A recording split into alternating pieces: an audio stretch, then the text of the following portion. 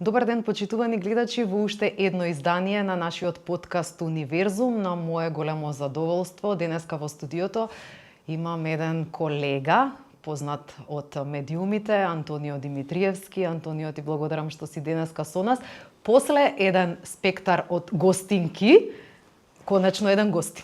Машко дете, а? Да. Добар ден, драго ми е дека е задоволството 3 во 1, мое, твое и на овие што ќе не гледаат. Така, јас искрено не знам што си студирал, сакам да слушнам прво од тебе. Сакам да ми ја раскажеш твојата студентска приказна. Тргнав да побарам, ама реков не, ќе слушнам од Антонио. Така нека биде. Ајде да почнам од средношколската. Ја како и многу други колеги, сакав да одам во гимназија, завршив во средно стручно училиште, запишав трет факултет, а на крај завршив во четврта професија, иако почнав и претходно една меѓу професија. Ама ајде да тргнам со ред. Во моје време, друго време скроз на скроз, знаеш како, главни беа Корчагин, Орце и Брос. И сакав во некој од тие гимназии, особено што сите другари ми беа во Корчагин, населба Пролете таму, близко до железничка станица, баба ми, дедо ми таму живеат цел живот, цело лето бев кога дете таму и другарите таму од малечок и сите Корчагин, ја. Ама моите дома рекоа, не може, татко ми беше машински инженер, мајка ми беше, како се вели, шефица во банка на електронски центар и решија јас додам или економско или електромашински училиште, така завршив во ЕМУЦ, електромашински училишен центар Никола Тесла во тоа време. Струја неќам да видам, математика врска неам, со дигитронство во маркет одам, ама тоа е тоа. Тргнав, таму е малку поразлично и полесно, дури и во тоа време, отколку во гимназиите беа построги, поелита. Овде беа деца дојдени од натрешноста од провинција. Ние што бевме неколку скопски деца, бевме главни мангупи и у класот, а бога ми е училиштето. И така што вака си го поминав, на интелигенција, што ви рекле, средно училиште, и дојде време за факултет. Ја реков, не одам на електро, па не знам што да е. Електротехничар по професија, ама не одам на електро. И компромис, втората професија на родителот, мајка ми, економист, и ја на економски факултет. И најинтересно е што во тоа време, веднаш после средно училиште, тоа беа некои 80-ти години, се одеше во војска. Значи, тогашната јана, нема сакам неќам. Завршуваш средно, тие што ќе запишат факултет, одат 12 месеци, тие што нема да запишат факултет, одат 15 месеци. Ајде да запишам факултет, помалку се од војска. И така, се вратив од војска, предноста од целата приказка беше на сите факултети и на тој кој јас го студирав, економски факултет, што доаѓам и сите беа женски. Тоа што викаш ти, до сега имавме колешки, сега колега или не е битно. Затоа што машките па од таа генерација одеа во војска. Ја доаѓаме на факултет ние машките од војска, овие се една генерација помлади од нас, ама сите се девојчиња. И знаеш како, кога ќе улеташ у харем, знаеш како е, жив среќен си, живи радости. Какво студирање, какви бакрачи. Бев катастрофа, лош студент. Прва година паднав, па на квадрат, па на трета и така натаму. И видоа не видоа, ајде ти заврши барем половина факултет, па ќе видиме за понатаму, а тоа половина тогаш се викаше не високо, туку више образование имаше. Значи имаше средно, више и високо. Так. И тоа више беше 2 години. Као до пред некоја година што беа факултетиве, па и универзитетот за Скопје беше до 3 години, сега се до 4. После тоа вишото го кина и тоа не постои одамно од времето на социјализмот. И тргнав ја да достудирам вишо и така тече од прилика моите студентски денови, со тоа што јас никогаш не го завршив тој фул факултет што велат. Така, дали за време на студиите почна да работиш или отпосле? Јас за време на студиите почнав да свирам, драга моја. А тоа беше за мене работа, односно почнав уште во средно училиште, так. Негде 3-4 година, со разни групи, од кои во тоа време Time Out беше најпозната, и снимки, некои настапи по Скопје и некои други градови, ама кога се врати од војска, јас бев во војска, па другите членови, да не навлегувам во тоа, почнав по разни други групи и дојде времето некаде 83-4 година, се сретнавме со Перо Камиказа, случајно по град се знаевме од посвирки, правам нова група, она, знаеш, вак му таму, ти шо правиш, ништо, викам, моите се у војска, да правиме бенд, да правиме, и така меморија која веќе беше начината да се прави како театарски проект, кој правеа музика за некои театарски представи, па некои луѓе си заминаа во Германија, во Франција да живеат, него му треба нови членови и практично првиот вистински фул бенд бевме ја, Перо и некои членови од бендот, за кој ќе зборуваме можеби и подоцна. Така што студиите ми беа хоби, а музиката ми беше главна преокупација. Моите полудуваа дома и тоа траеше се до некаде снимањето на првиот албум на Меморија, Оган под звездите, како и прва македонска плоча издадена за македонската радиотелевизија. Кога јас решив некаде 91 да престанам да се занимавам активно со музика, зашто во тоа време дома ми рекоа или ќе студираш, ќе завршиш конечно или ќе работиш. Во време почнав во оваа наша професија. Млад борец беше мојата прва новинарска куќа. Всушност, случајно влетав, јас ги познав во тоа време, генерација ми беа и Николче Младенов, покојни, и Зоран Димитровски, кој е последнија години актуелен министер во разни области, и, не знам, Сашо Ордановски, тоа е таа генерација која е прочуена генерација која ги рушеше бариерите на социјализмот и ја донесе демократската пролет во Македонија. Ама каква испадна пролетта, подобро да не гурневме социјализмот. Тоа е тема на некоја друга приказна. Како и да е, морав да се одлучам за едно, друго или трето и така заврши мојата приказна со активното свирење, влегов во новинарските води, факултетската приказна заврши тука, за 5 испита не дипломирав и така тоа. Добро, и пред да преминеме на работата, јас морам малку да те задржам на студентските денови, затоа што нели овој подкаст ни се вика кога бев студент. Така е. Како ги памтиш студентските денови? Имаше ли некој и колку и да не ти била интересна економијата, некој предмет, нешто што еве вака те заинтригирало, па си рекол ќе одам да го слушам? Знаеш како се врзував? Ја имам и денес чудна навика да се врзувам за луѓе. Јас со години одам кај истиот лекар, кај истиот бербер, знаеш како. И некои професори кои ми беа интересни, не само како луѓе кои веројатно сите си го знаат материјата, ама како личности ми беа интересни, да речеме професорот по политичка економија Тодор Тодоров, па да речеме професорот по географија покоен е Огнен Дамев, па имаше така неколку професори кои ми беа онака и сакав ја. Инаку Огнен Дамев беше татко на еден ваш поранешен колега од Алфа и директор беше на Алфа, така што го сретнав пред некој време, па дознав дека професорот е покоен. Се врзував за личностите и ако тој лик ми е симпатичен, мене неговиот предмет ми почуваше да ме интригира и по тие предмети има високи оценки. А по некои предмети, како да речеме статистика или математика, можев да ги положам. Имаше еден професор Коневски, мислам дека се викаше по статистика, кај него паѓаа 99,9 од студентите. Па ја мислам дека сигурно 7-8, ако не и 10 пати го полагав. На крај го положив, ама беше многу тешко. Проблемот можеби беше во тоа што мене повеќе ми одаат тие предмети кои вербално можеш да се изразиш. Зборувањето ми е и денес, како се вели, една од особините кои ми се предност во животот. Така што знаев ја тоа да го врзам, да ги врзам тие реченици, колку и да сум учел или не учел, умев суштината да ја извлечам од материјата, од лекцијата, и потоа со своји зборови убаво тоа да го спакувам и на професорот веројатно да му изгледа дека е доволно, ако не друго за 6 барем, никош не сум бркал оценки. И најмалку 6 имам во индексот, повеќе имам 8-ци, 9-ки и 7-ца, некоја се разбира, и по некоја 6. отколку оние предмети кои мораа да се писмена, статистика и математика беа како поинаку, отколку решавање задачи и така што нема теорија.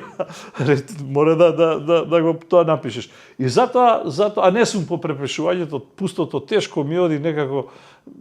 Ни денес не сум по оние, повеќе сакам да седнам свој текст да искуцам да напишам авторски отколку копи-пейст, тоа што е денес жива мода по порталите. Така што, веројатно и тоа беше една од причините. Го памтам добро, неколку од моите пријатели, другари стана подосна и асистенти и професори на факултетот. Еден од професорите Кекеновски сега на економскиот факултет, да речеме, кој беше моја генерација. Има и некои од девојките, од дамите кои подосна стана професорки, така што беа убави и среќни времиња. Мислам дека беше многу потешко да се студира тогаш отколку сега, не само заради недостаток на литература, заради тоа што имаше стандарди и не се спуштаа стандардите. Мораше да знаеш тоа што треба да го знаеш, ти мора да го знаеш. Ке го научиш, од 6 до 10 немаше разлика, во финесите беа разликите. Во тоа да речеме политичка економија имаше уште една професорка, кај половината полагавме кај професор Тодоров, половината кај незе, Митра Шаровска се викаше, и беше убиствено. Значи, бараше да го раскажуваш цитати од Капиталот, а Капиталот е веројатно најтешко, после, не знам, едно од најтешките дела кое е напишано на Маркс, и сега ти Капиталот, цитатите, ти не можеш да го две реченици да разбереш, а вака е, мислам, позамашно делото, и сега ти вика, имаше прашања, ајде, што рекол Енгелс на гробот на Маркс? И сега ти од цел Капитал, кај ке за... овој рекол некоја таква стручна реченица што ни сам не би ја повторил овој да треба, а не ти да ја запаметиш.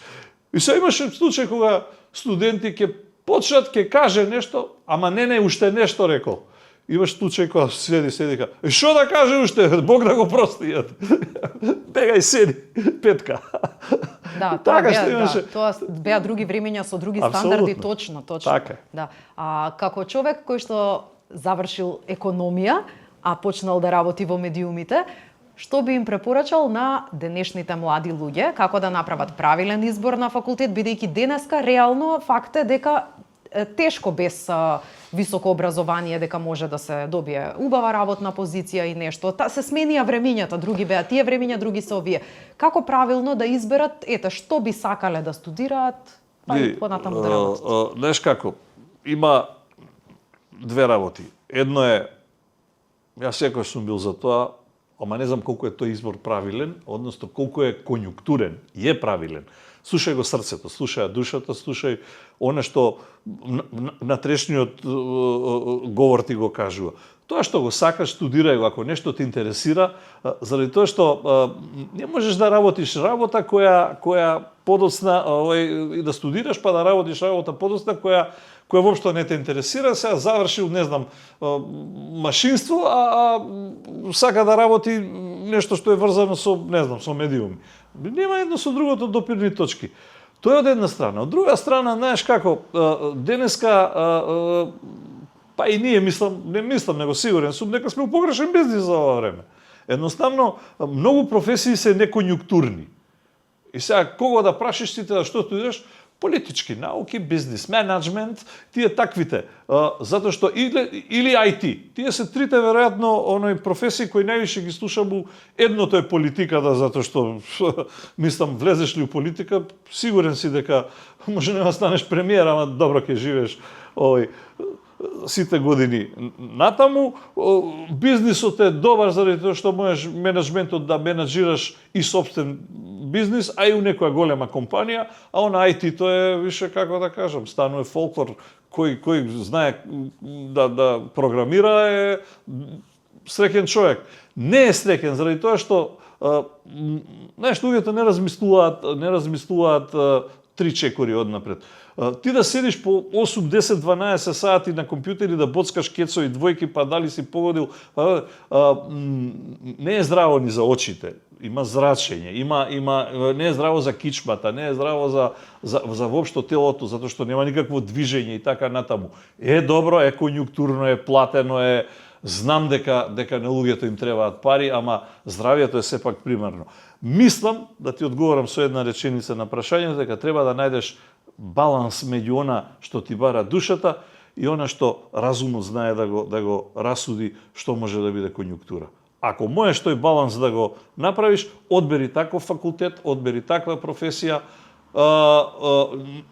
само да не биде нешто од кое ти се лоши и ти се гади, да биде нешто што можеби не е вау, ама знаеш дека би можел да го работиш и дека тоа може да ти донесе добар живот за уиднина.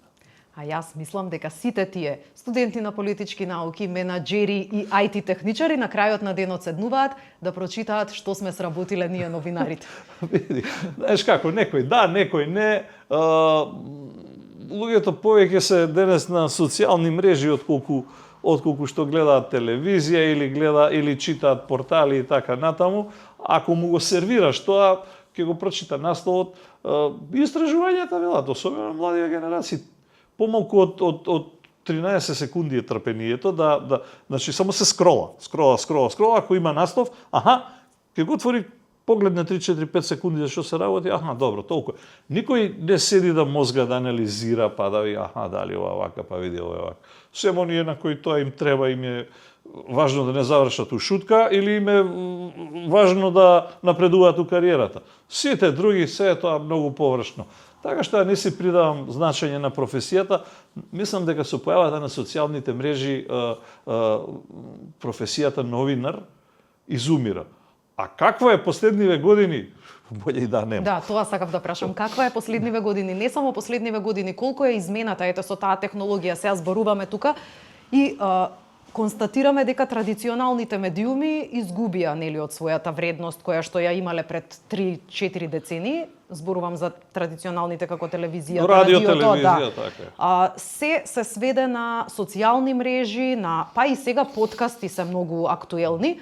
Јас имам подкаст, ти имаш подкаст. Се е мода. Сите имаме подкаст. Колку се изменети медиумите? Многу се изменети медиумите, ама да бидам искрен, проклета можност на избор, ама како ти кажам, проклетијата е поголема отколку тоа што ќе направиш правилен избор. Заради тоа што, знаеш, кога во се е така, кога имаш на располагање 1, 2, 3 работи, можеш да вагаш, да мериш и да направиш проценка која е разликата меѓу првото и второто, второто и третото и третото и првото и да направиш правилен избор. Кој имаш ти у секунда море од информации, наплив, особено лажни вести, фейк ньюз, ти хаос у главата ти прави мене, тебе, а камоли на некој млад човек кој не знае уште да расудува што е што. И најчесто се фаќаат за пакувањето, за обламдата, а никако за суштината, затоа што обламдата е знаеш, излогот секогаш продава. Никој не размислува за квалитетот, сите сакаат да прават естрада од професијата. Па и политиката сака да прави естрада од својата професија која што гледам.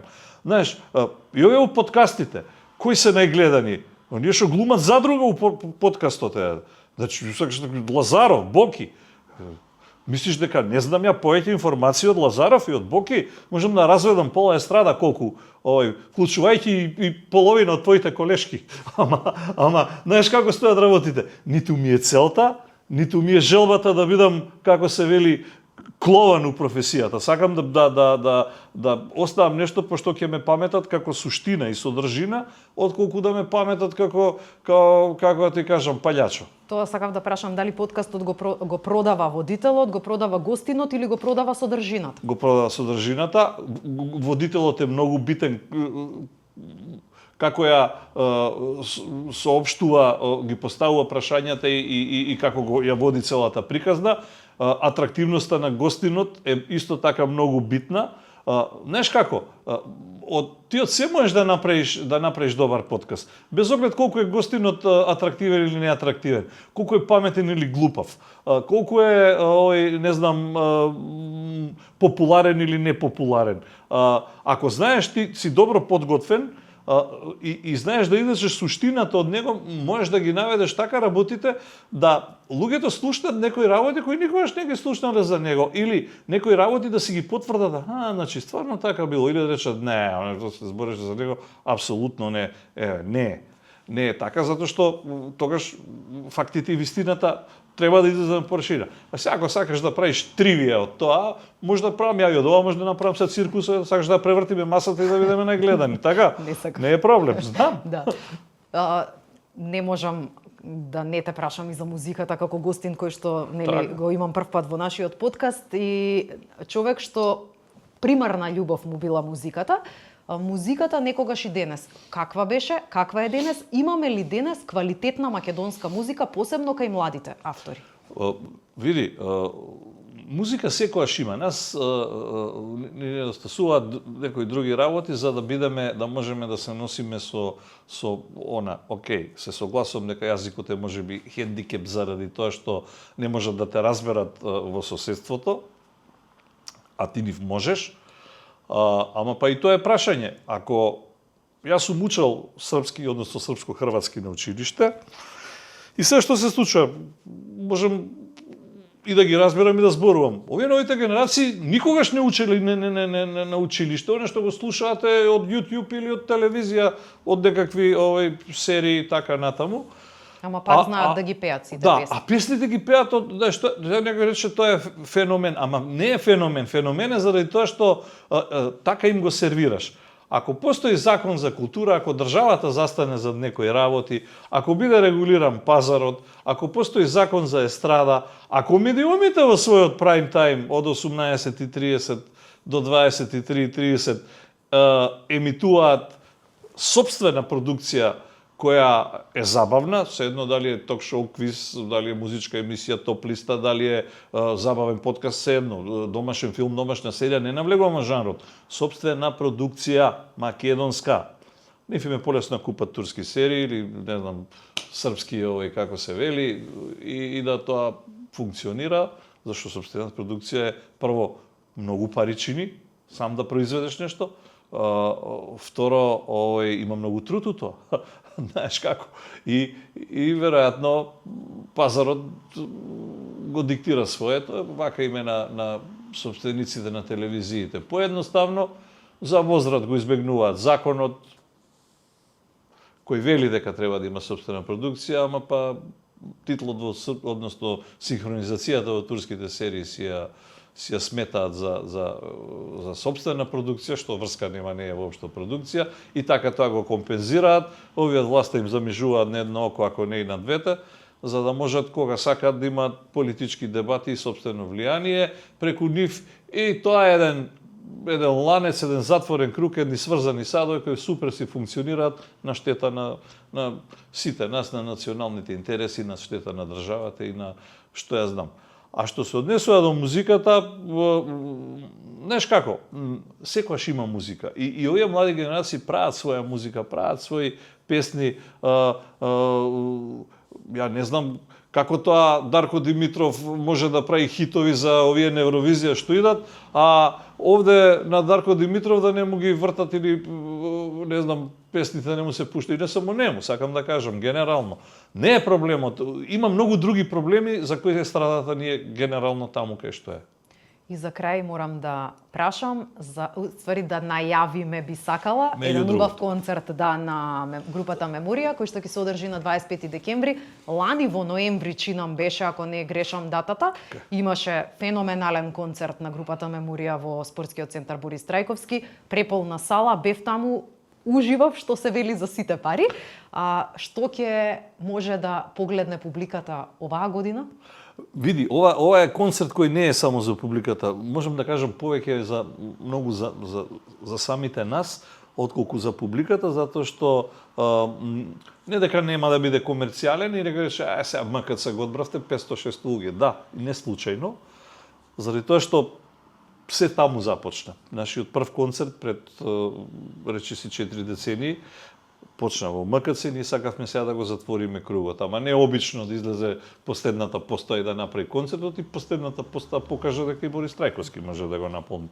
Ова е концерт за душата, концерт за интима, за нас, нашите семејства, нашите пријатели, нашите другари и пред се концерт за сите членови кои биле во одреден период, во одредена постава во бендот, а некаде се 20, меѓу 23 и 25, вкупно, од кои некои ќе допатуваат, кои не живеат повеќе во Македонија со години, кои Франција, еден од членовите од Мексико и правиме напори, ако може и тој да долета. Правиме напори да сите овие кои се овде, а се живи заради тоа што за жал имаме и некои кои се покојни, бидат овде, ама ќе бидат па семејствата на еден е покоен, и така натаму, едноставно да биде еден музички времеплов, ние така и го нарековме, едно патување низ времето, меморија во црно-бело, од тогашните фотографии, меморија во боја во ова денешно време. И интересно е што на тој концерт не само што ќе ротираат поставите, значи една постава свири една-две песни, па се доаѓа друга, па еден си оди двајца членови, други две. Како упаѓале во бендот си оделе, така ќе биде од прилика целата приказна. Претходно, една недела пред тоа или во тековната недела кога е концертот, значи ќе има и поставка во МКЦ, изложба која ќе содржи фотографии од сите времиња, ќе содржи, како се вели тоа, артефакти, значи нечија кошула, гитарите од тоа време, не знам, нечи палки, трзалици, јакна и така натаму, обувки. Значи една да речам мини музејска поставка која ете ќе можат оние кои сакаат да се потсетат не само на бендот, се потсетат на времето во кое живееле, потсетат на младоста и така натаму, а и своите дечиња и внуци дури да им покажат како било некогаш и како се живеело и како функционирале времињата. Тоа е главната цел, така што затоа велам многу малку билети ќе бидат пуштени во продажба, нормално за да биде полна салата, ама тоа брзо ќе отиде вака, зашто не е комерцијален концерт, не е целта да овој концерт се вау прави. За вау видовме минатата година, тоа е тоа. Имаме и поддржувачи и луѓе кои постојано се со нас, едни од нив мора да ги опфатаме и Универзитетот за туризам и менеджмент, односно Универзитетот Скопје поново, како е веќе името, кои секогаш биле наши драги мецени и со простор, и со време, и со материјални средства, и се што можело да се помогне во секој смисол, така што очекувам дел од студентите да дојдат и да не биде само учиме на факултета, малку и да се забавуваме. Така, Универзитет Скопје секогаш застанува позади квалитетни проекти. Антонио, ти благодарам што беше денеска со нас, што ја сподели својата студентска приказна. Посакувам убав концерт за душа и верувам дека оние што се најголеми љубители фанови на Меморија ќе успеат да си набават билети покрај тоа што се ограничени картите. Така. Благодарам на поканата, ми беше чест и задоволство да бидам твој гостин на твоите гледачи и што да кажам, учете децата и учењето е нешто што никој не може никогаш да ви го земе. Се друго може би да, ама школото и едукацијата, знаењето никогаш. Ете така, одличен совет за крај. Ви благодарам што бевте и денеска со нашиот подкаст Универзум.